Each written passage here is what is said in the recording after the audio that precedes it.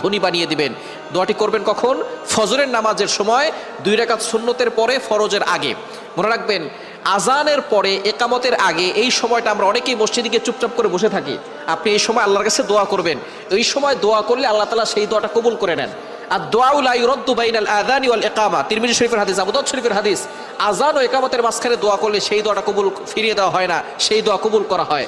আপনি যখনই যেই নামাজে মসজিদে যাবেন, আজান দিয়েছে, একামত হতে একটু দেরি হয়, আপনি সুন্নত পড়ে চুপচাপ বসে থাকবেন না, গল্প করবেন না, আপনি আল্লাহর কাছে দোয়া করবেন। আল্লাহ তাআলা আপনার সকল দোয়াগুলো কবুল করবেন।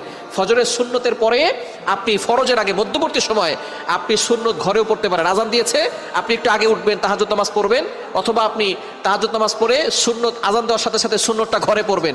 ঘরে পড়ে মসজিদ যদি কাছে হয় তাহলে ঘরে বসে আমল করতে পারবেন, অথবা আপনি চলতে ফিরতে আপনি আমলটা করতে পারবেন। দোয়াটি হচ্ছে লা ইলাহা ইল্লাল্লাহুল মালিকুল হাক্কুল মুবিন।